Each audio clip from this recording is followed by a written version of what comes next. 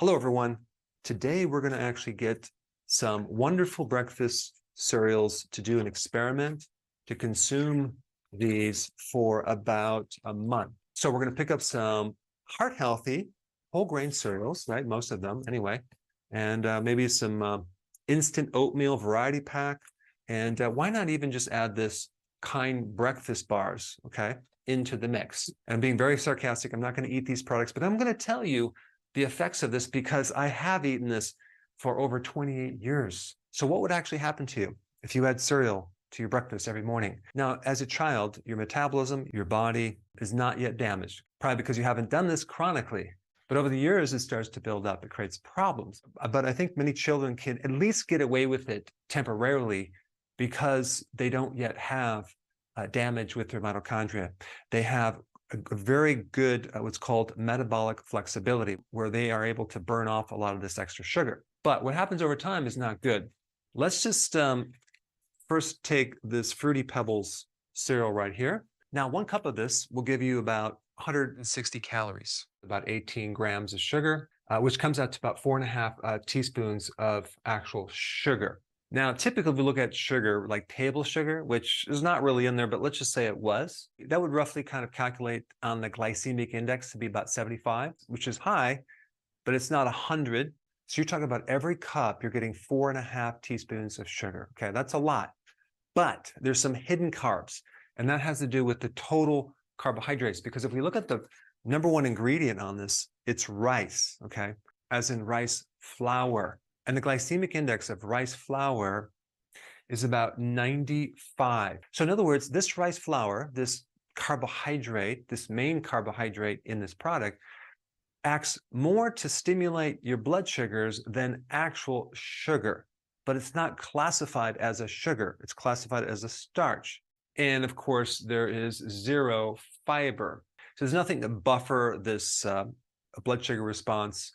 And so there's no net carbs. But basically, we can put this under the category of sugar because it's going to act like sugar. So if we take that in consideration, we don't just have 4.5 teaspoons of sugar. We have 9 teaspoons for every cup. Okay, that's how much sugar whoever eats that is getting and acting on the blood sugars. But here's the big question. How many of you, or even your children, consume only 1 little cup of this cereal when they're sitting down for breakfast? They might do more than 1 cup. And let's just pretend it's 4 cups. That's pretty much what I used to have. Now it comes out to 36 teaspoons of sugar in that 1 breakfast every morning. Can you imagine what that's going to do to your blood sugars and how hungry you're going to be mid-morning and how tired you're going to be mentally? Not to mention what this is doing to other parts of your organs. All right, the next concept I want to talk about is healthy whole grains. Let's first just pretend that whole grains are healthy, right? And so what people tend to think about that is if I add this whole grain, this healthy thing, on top of all the other bad things like sugar, it makes it now healthier, right? Well, let's take a look at a couple things. When you add sugar to protein in there, that's like the gluten, or to fat, and there's oils in these cereals as well, you start to create this thing called glycation. Glycation simply is the binding of a sugar molecule to a fat or to a protein. And those tend to accumulate and build up in the body, and they become unusable. And the term for that is AGEs. They turn into what's called advanced glycation end products, which create a lot of inflammation, disease, insulin resistance, diabetic syndrome, premature aging, and all sorts of other issues. So just because something is healthy in something that's not healthy doesn't make it healthy. Not to mention that they add some synthetic vitamins, okay? And the minerals that they're using, like reduced iron, is called elemental mineral. It's not some easily absorbable mineral. It's basically in a form that you would see in the earth. It's elemental, which is a completely different chemical structure than you would get from eating beef to get your iron or spinach to get your iron. So they have ascorbic acid, which by the way is made from cornstarch and sulfuric acid, reduced iron, elemental, and then you got B3, B2, B1, folic acid, B12, which Again, those are synthetic. So some of those can be coming from petroleum and other chemicals. Here's the problem with these vitamins. When you're taking even this version of vitamin C, which I don't even consider it a vitamin C, but ascorbic acid and sugar at the same time, they're both very similar in chemical makeup. So what happens is the body is going to take in the sugar before the vitamin C. This is why you really can't absorb vitamin C in the presence of sugar, okay? And then also all this sugar is going to kind of nullify any of these vitamins right here, simply because it requires a lot of these vitamins to metabolize those carbohydrates. So if you think you're getting something special when it says something like a good source of 8 vitamins and minerals, I don't think it's that special. Now, we were assuming that this whole grain is very healthy, but here's the problem with whole grains. It has gluten in it, okay? It has gluten. Gluten is the protein or a bunch of different proteins in grains, especially wheat and other grains, that is the only protein that our bodies can't digest. And so many people have either an allergy to it or an intolerance to it, and it creates inflammation in our gut. Whole grains also contain a good amount of phytic acid. Phytic acid also blocks minerals, especially zinc. In fact, many children all over the world are deficient in zinc because they rely on cereal. Okay, so the cereal comes with a package.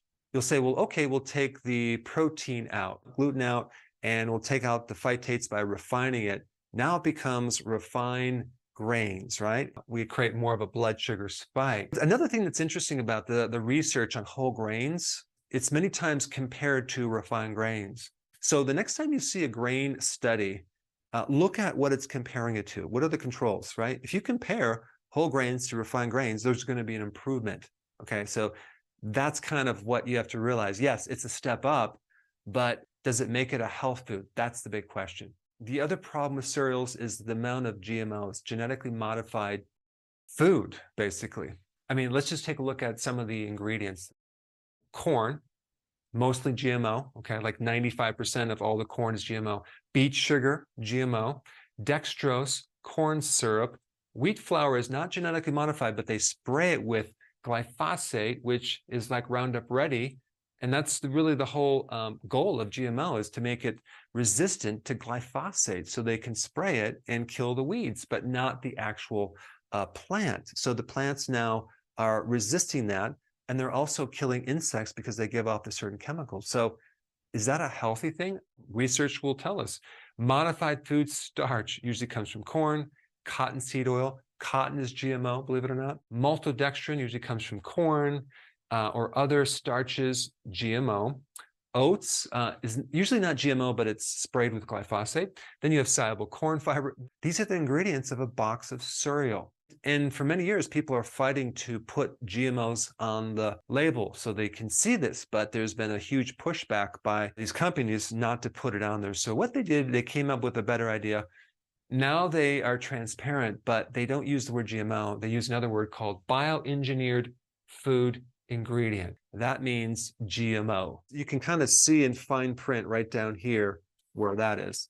There's other things like artificial colorings, BHT and BHA, which are preservatives, which are known to act like estrogen in the body. Sometimes they want a convenient, maybe a better version of these cereals. So they'll have like a breakfast, kind of a cereal bar, right?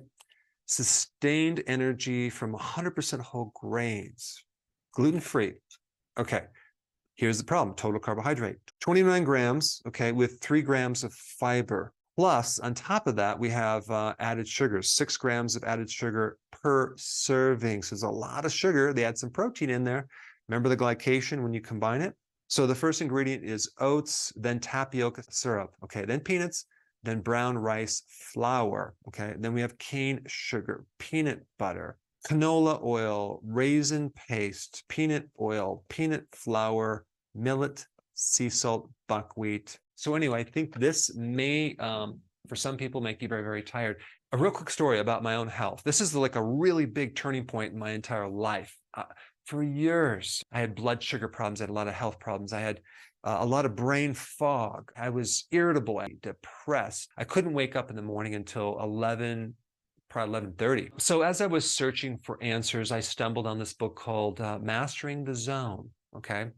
And I read the first chapter. That's the only thing I ever read from that book. And it mentioned something about blood sugar and refined carbs and insulin. Somehow I kind of missed this in school.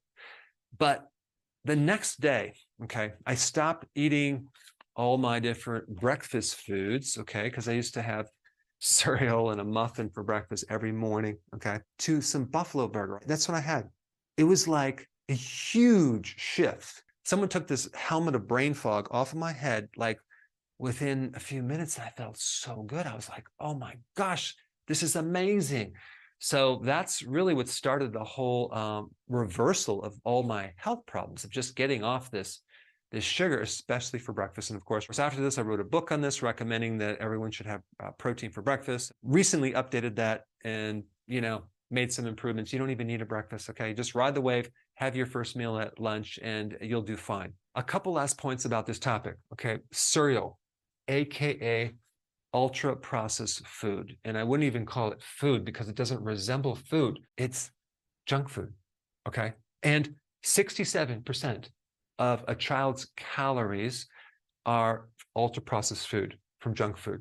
So this is junk food. And very unfortunately, if you go to the grocery store, there's a lot of it. 83 or 84% of all the calories in grocery stores are ultra-processed food. So anyway, what happens when you consume cereal every morning for a month? You're going to end up like I did, pre-diabetic, completely exhausted all the time, can't wake up in the morning, grouchy, depressed, anxiety, arthritic, brain fog, not to mention weight gain, fatty liver, etc., etc.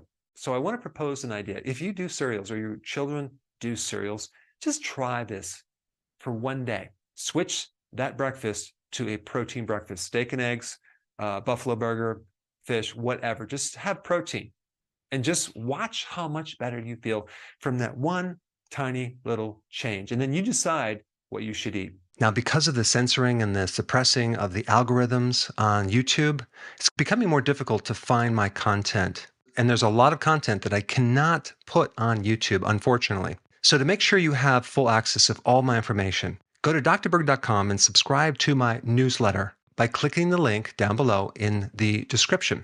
I will see you on the other side.